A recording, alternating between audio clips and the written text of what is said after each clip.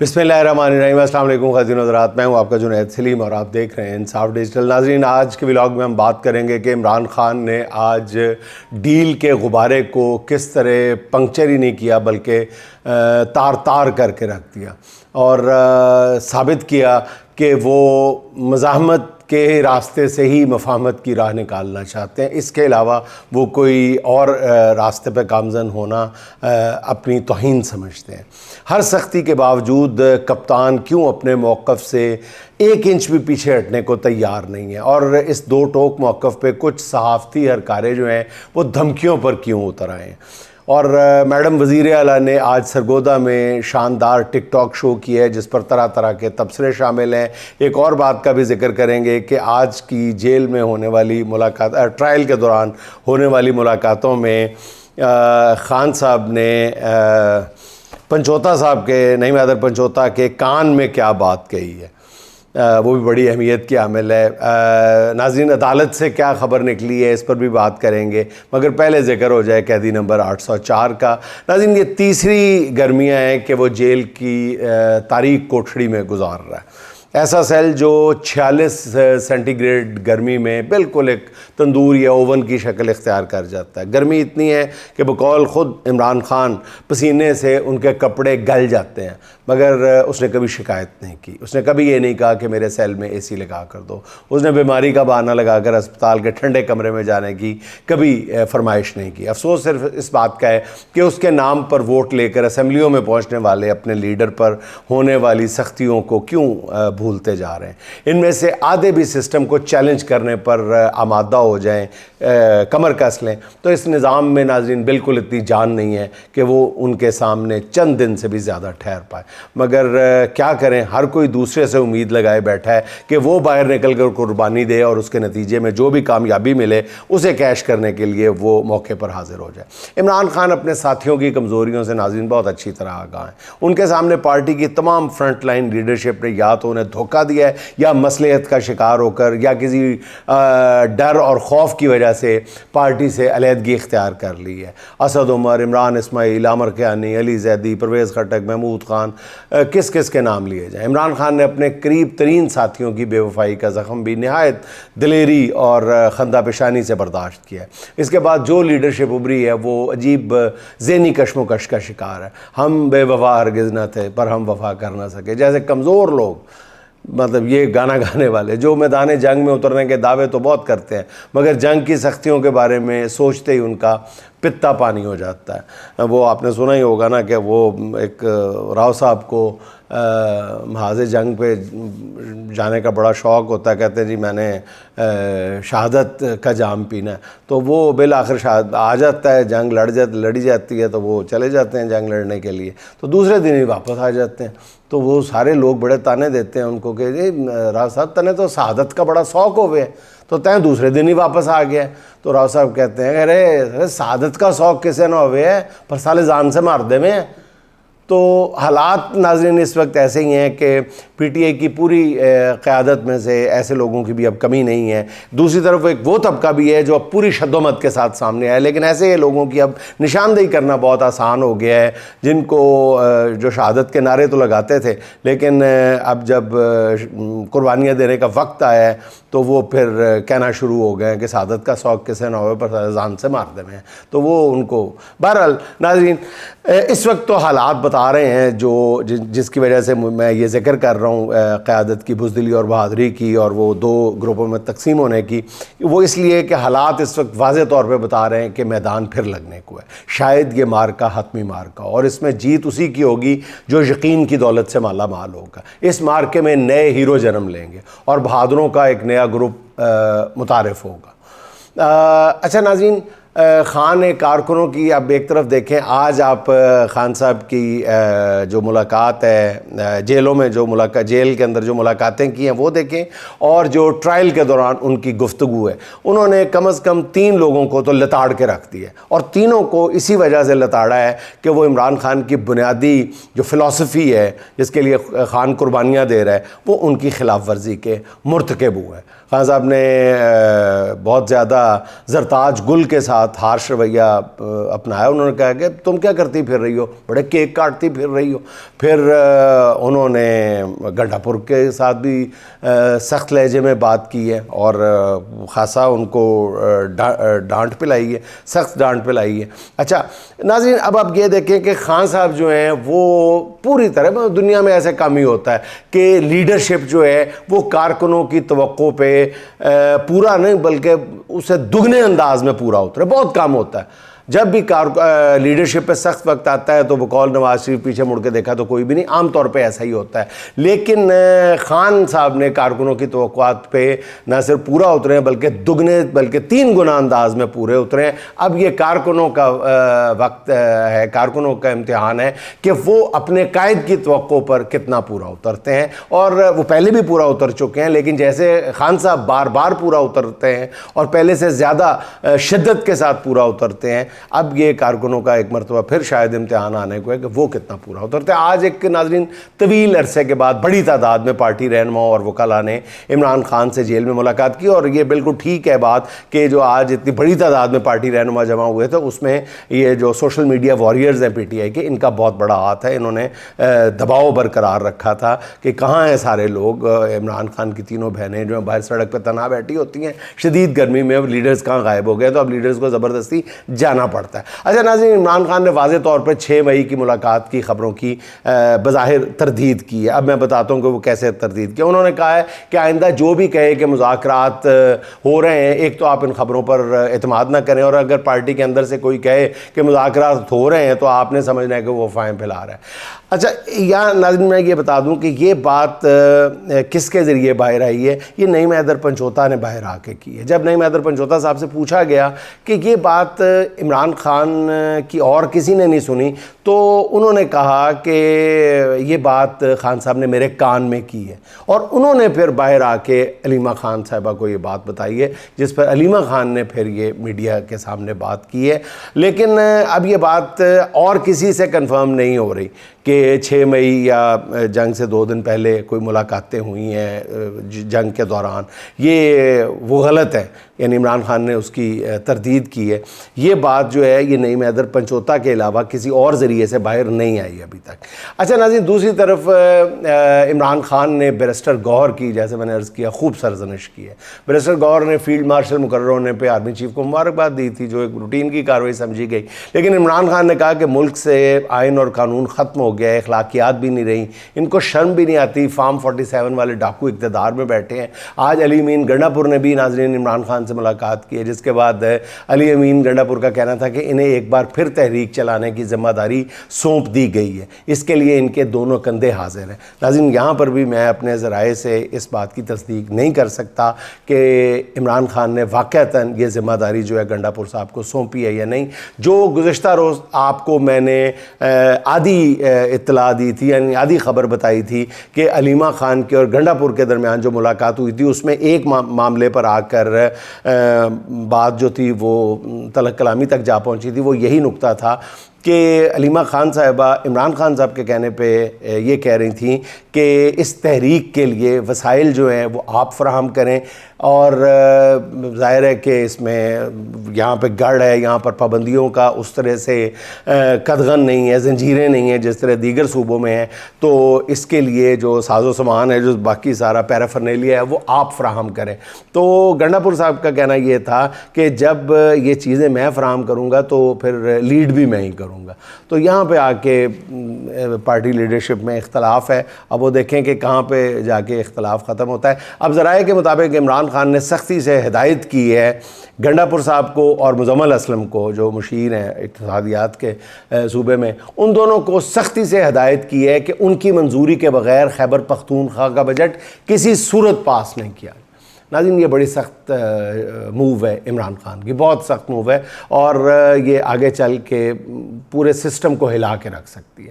یہی وجہ ہے کہ علی امین نے پھر میڈیا سے آ کر گفتگو کرتے ہوئے کہا ہے کہ اب اگر انہیں بجٹ کے سلسلے میں عمران خان سے ملاقات کی اجازت نہ ملی تو وہ وفاقی بجٹ کے حوالے سے IMF کی کسی شرط کو نہیں مانیں گے. اور آج کی ملاقات سے ایک چیز ناظرین بالکل واضح ہو گئی ہے کہ اب آگے معاملات جو ہیں وہ مزاحمت کی طرف جائیں گے، شاید اسی سے مفاہمت کی کوئی راہ نکلے۔ شریف خاندان پر تباہ آزمائی کے بعد ناظرین فیصل وابڈا نے شاید ذہنی توازن برقرار رکھنے کے لیے واپس عمران خان کی طرف پلٹا کھایا ہے اور ان کے متعلق کچھ ارشادات کیے ہیں، بلکہ عمران خان کو ڈرانے کی کوشش کی ہے۔ وہ کہتے ہیں کہ عمران خان کو بتا دیا جائے کہ فیلڈ مارشل عاصم منیر بادشاہ ہی ہیں اور بادشاہ کی قید میں کمرے بہت چھوٹے ہوتے ہیں، وہ اب ایسے بچگانہ بیانات سے بچنے کی کوشش کریں۔ اگر ان کو لگتا ہے کہ بادشاہت ہے تو بادشاہت ہی سمجھ لیں اس کو۔ فیصل وابڈا مزید کہتے ہیں کہ مجھے عمران خان کی مشکلات بڑھتی ہوئی نظر آتی ہیں، مجھے قانون کا شکنجہ سخت ہوتا ہوا نظر آ رہا ہے۔ اس پر مطلب فیصل وابڈا سے میں تو صرف یہی کہنا چاہوں گا کہ عمران خان کی مشکلات اور کیا بڑھائیں گے؟ تو آپ لوگوں نے اس پر 200 سے زائد مقدمات بنا لیے ہیں، 2 سال سے ڈیتھ سیل میں رکھا ہوا ہے، جب چاہتے ہیں اس سیل کی بجلی بند کر دی جاتی ہے اور عمران خان کی ملاقاتیں روک کر انہیں قید تنہائی میں ڈال دیا جاتا ہے، ان کی اپنے بیٹوں سے فون پر بات تک نہیں کروائی جاتی۔ فیصل وابڈا صاحب اور مشکلات کیا بڑھائیں گے؟ مجھے بتائیں تو صحیح نا۔ عمران خان کو جس جگہ رکھا گیا ہے اس سے تاریک سیل شاید ملک کی کسی جیل میں نہیں ہے، اس سے گندی جگہ شاید ہی کسی جیل میں ہو، اور ان پر قتل سے لے کر عدت تک اور دہشت گردی سے لے کر بغاوت تک ہر طرح کا مقدمہ بنا کے دیکھ لیا ہے۔ 200 سے زیادہ مقدمات کی تعداد ہو گئی ہے، جو رہتا ہے وہ بھی بنا کے دیکھ لیں، شوق پورا کر لیں۔ فیصل وابڈا صاحب اگر اتنا ہی آپ کو زوم ہے تو پھر آپ کی ڈیل کی آفرز کرنا بند کر دیں نا ان کو، ہر دوسرے ہفتے کسی پیغام رساں کو اڈیالہ جیل بھیجنا چھوڑ دیں۔ آپ کا غصہ اور جھنجھلاہٹ جو ہے وہ سمجھ میں آتی ہے، آپ ہر کسی کو ایسا دیکھنا چاہتے ہیں جیسے شہباز شریف، نواز شریف اور آصف زرداری ہے۔ ایک بات وابڈا صاحب اچھی طرح سمجھ لیں کہ عمران خان کبھی ایسا کام نہیں کرے گا جو اس کے نظریے اور جدوجہد کی توہین کا باعث بنے۔ یہ کچھ جذباتیت کا میں مظاہرہ نہیں کر رہا، یہ میں اپنے ذاتی مشاہدے کی بنیاد پہ یہ بات کر رہا ہوں۔ شاید وابڈا صاحب کبھی آپ نے سوچا یا نہیں کہ اتنی بے پناہ سختیوں اور ریاستی جبر کا سامنا کرنے کے باوجود عمران خان ڈٹ کر کھڑا ہے، تو کیوں کھڑا ہے؟ وہ جھکتا کیوں نہیں ہے؟ اگر آپ کے پاس اس کا جواب نہیں ہے، کہیں سے نہیں مل رہا، آپ اپنے ساتھیوں سے بھی پوچھتے ہیں تو وہ بھی جواب نہیں دیتے، تو اس کا جواب آپ اپنے ایک درینہ ساتھی نجم سیٹھی صاحب سے پوچھ کے دیکھ لیں، جو کہتے ہیں کہ عمران خان کبھی ڈیل کر کے ملک سے باہر نہیں جائے گا، کیونکہ عمران خان کے ساتھ آج ایک باشعور، جذبے سے بھرپور قوم اور سوشل میڈیا کی طاقت کھڑی ہے، جو نواز شریف کے پاس نہ کبھی تھی نہ کبھی ہوگی۔ اچھا ناظرین، مخصوص نشستوں سے متعلق کیس کے بینچ پر اعتراضات سے متعلق آج سنی اتحاد کونسل کے اعتراضات حسب توقع مسترد کر دیے گئے اور 26ویں آئینی ترمیم پر حتمی فیصلے تک مخصوص نشستوں سے متعلق کیس پر سماعت روکنے کا اعتراض بھی پہ آ جائے۔ البتہ 11 رکنی بینچ نے متفقہ طور پر عدالتی کارروائی براہ راست دکھانے کی درخواست منظور کر لی ہے۔ اب کیس کی مزید سماعت جو ہے وہ پیر کو ہوگی۔ آئینی بینچ سے بالکل اسی طرح کے فیصلے کی ناظرین توقع تھی، مگر اب بڑا سوال یہ ہے کہ بینچ نے تو نظر ثانی کی سماعت کرنا ہے، جس کا اسکوپ بہت محدود ہوتا ہے، اور دنیا بھر کی عدالتی نظیر تو یہ ہے کہ نظر ثانی کی درخواست وہی بینچ سنتا ہے جس نے فیصلہ دیا ہو۔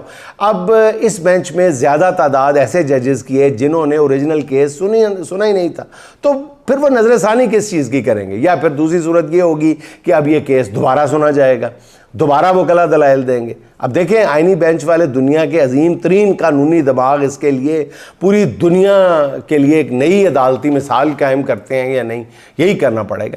اچھا، ایک لوگ اس میں مثبت پہلو یہ دیکھ رہے ہیں آج کے فیصلوں میں کہ جی یہ کیس براہ راست دکھایا جائے گا۔ ناظرین، میری ذاتی رائے ہے کہ عدالت نے یہ کہہ تو دیا ہے کہ یہ کیس براہ راست نشر کیا جائے گا، کیس کی سماعت، لیکن میری ذاتی رائے یہ ہے کہ شاید ایسا بھی ممکن نہیں ہوگا، کوئی نہ کوئی بڑا بہانہ تراشا جائے گا اور یہ کیس شاید عوام اپنی نظروں سے دیکھنے سے محروم رہیں گے۔ کیوں؟ اس لیے کہ نئے ججز کی بودھی کارکردگی جو ہے وہ سامنے نہ آ جائے، سیدھی بات ہے۔ اچھا ناظرین، پہلے تو قوم کو یہ شکوہ تھا نا کہ جی شریف خاندان جنگ کے باوجود مودی اور بھارت کا نام لے کر تنقید نہیں کر رہا، اور کیوں نہیں کر رہا، مگر اب بات اس سے آگے چلی گئی ہے۔ اب تو شریف خاندان حالیہ لڑائی میں بھارت اور مودی کو یوں لگتا ہے بیل آؤٹ کرنے لگا۔ آج سرگودا میں تقریب سے خطاب کرتے ہوئے مریم نواز نے تو بڑے افسوس کے ساتھ کہنا پڑتا ہے ایک طرح سے مودی دوستی کا حق ادا کر دیا اور مودی انکل کو ایک طرح سے کلین چٹ دے دی ہے۔ اب میڈم وزیر اعلیٰ فرماتی ہیں کہ بھارت نے 6 اور 7 مئی کو پاکستان کا اتنا نقصان نہیں کیا جتنا 9 مئی کو پی ٹی آئی نے کیا تھا. یعنی بھارت نے حملہ کر کے معصوم بچوں اور خواتین سمیت 50 کے قریب لوگوں کی جانیں لے لیں, ہماری ملٹری تنصیبات پر میزائلوں سے حملے کیے, اس نے ہمارا پانی روکا, اور مریم نواز صاحبہ فرما رہی ہیں کہ بھارت سے زیادہ نقصان جو ہے ملک کو وہ پی ٹی آئی نے پہنچایا ہے.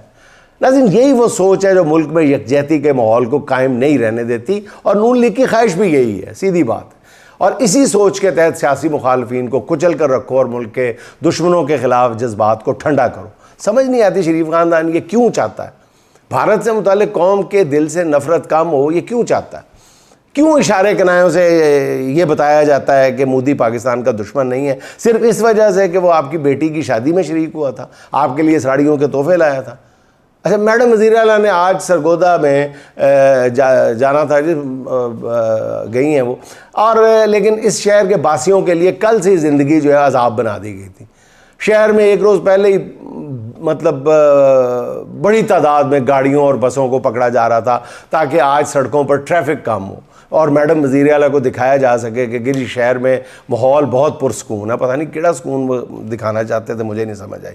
اب ایک روز پہلے میڈم وزیر اعلیٰ کی سوشل میڈیا ٹیم کے 20 ارکان سرگودا پہنچ گئے تھے تاکہ آج کی تقریب کو اچھی طرح سے کور کیا جا سکے, بلکہ کہنا چاہیے کوریوگراف کیا جا سکے.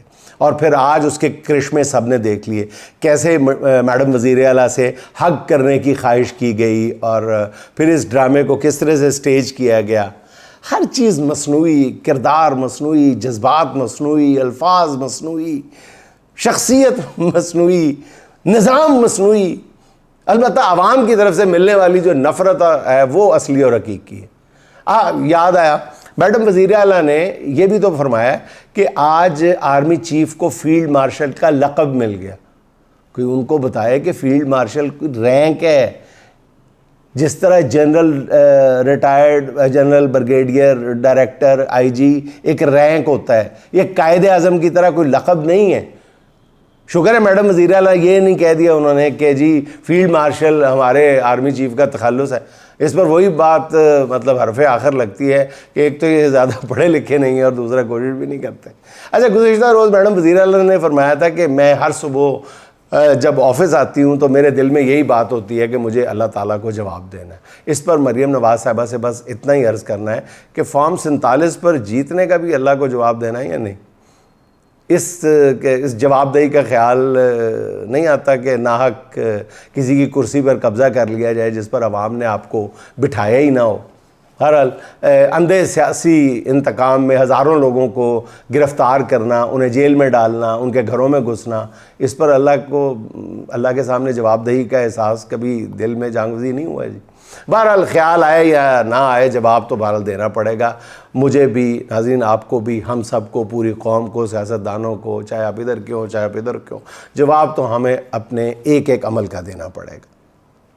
اچھا ناظرین, پاک بھارت جنگ کے بعد مختلف ادارے اپنے اپنے طور پہ سرویز کروا رہے ہیں جن میں ایک سوال کامن ہے کہ آیا اس جنگ کے بعد عمران خان کی مقبولیت میں کوئی کمی ہوئی ہے یا نہیں. اب تک جتنے بھی پولز اور سروے سامنے آئے ہیں یا کرائے گئے ہیں سبھی اس بات پر متفق ہیں کہ اس جنگ کے بعد عمران خان کی مقبولیت اور بڑھ گئی ہے, اور اس کی ایک وجہ یہ ہے کہ عمران خان نے جیل میں بیٹھ کے مودی کو للکارا تھا. دوسری طرف شریف خاندان نے بھارت سے متعلق لب سی لیے تھے حکومت میں بیٹھ کے, مگر سرکار دربار سے وابستہ کچھ صحافیوں نے عمران خان کو ہی ہدف بنایا ہوا. انہی میں سے ایک افسوس کے ساتھ کہنا پڑتا ہے انصار عباسی بھی ہے. عمران خان کی سمجھ نہیں آتی کہ وہ چاہتے کیا ہیں. یعنی انصار عباسی صاحب فرما رہے ہیں کہ عمران خان کی سمجھ نہیں آتی کہ وہ چاہتے کیا ہیں. پہلے انہوں نے اسٹیبلشمنٹ سے بات چیت پر آمادگی ظاہر کی اور اس کے 24 گھنٹے بعد ہی آرمی چیف کو فیلڈ مارشل بنائے جانے کے فیصلے پر تنقید کر.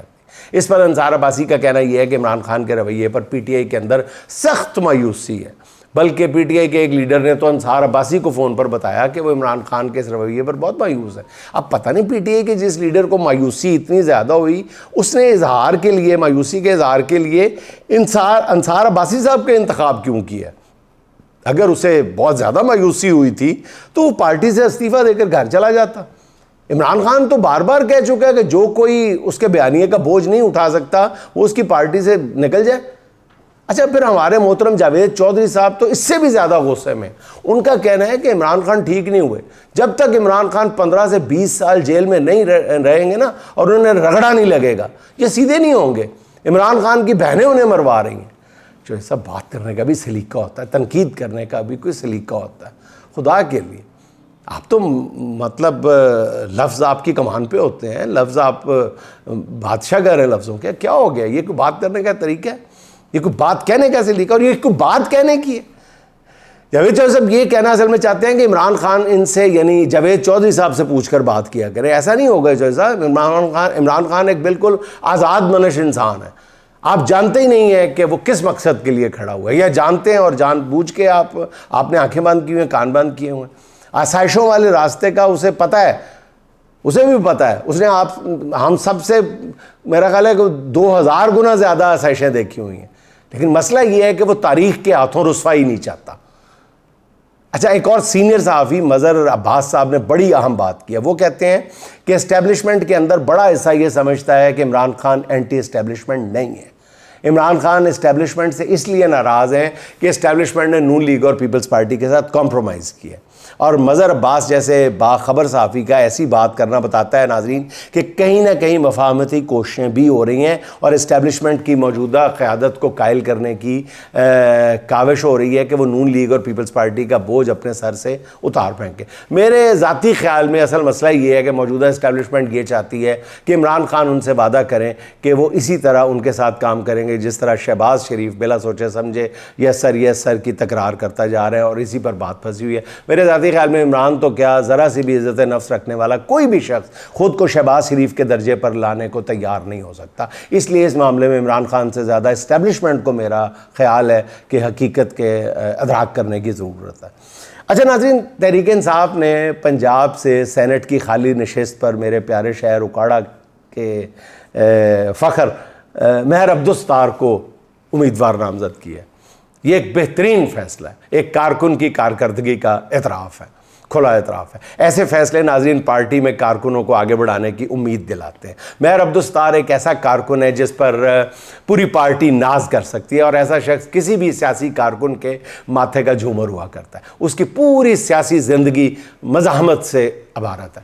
وہ کئی بار جیل میں گیا، بدترین تشدد کا سامنا کیا، اف تک نہیں کی، لیکن اپنے لیڈر کی طرح اس نے بھی اپنے نظریے کے ساتھ رتی برابر سمجھوتا نہیں کیا۔ ایسے مضبوط اعصاب کے مالک اور شیر دل رہنما جو ہیں، وہ کسی اسمبلی میں پہنچ جائے تو خود عوام کا سسٹم پر اعتماد بڑھ جاتا ہے۔ اب مہر عبدالستار سینٹ کے الیکشن میں کامیاب ہوتے ہیں، یعنی ان کی نامزدگی ایک اعزاز ہے اور بہت بڑا اعزاز ہے۔ اور ناظرین اس کے ساتھ ہی سعد اللہ شاہ صاحب کے ایک دو اشعار سن لیں۔ ہم نے وہ کام کیے ہیں جو نہیں کرنے کے، یعنی خود رستے نکالے ہیں مرنے کے، کیا خبر حشر پہ کچھ اپنا یقین ہے کہ نہیں، ایسے لگتا ہے کہ ہم لوگ نہیں ڈرنے کے، ہم کہ لڑتے ہی چلے جاتے ہیں خود اپنے خلاف، خود سے وہ زخم کھائے ہیں کہ نہیں بھرنے کے۔ ناظرین خوش رہیں، خوش رکھیں، آپ سے ملاقات ہوگی انشاءاللہ اگلے ولاگ میں۔ اللہ حافظ۔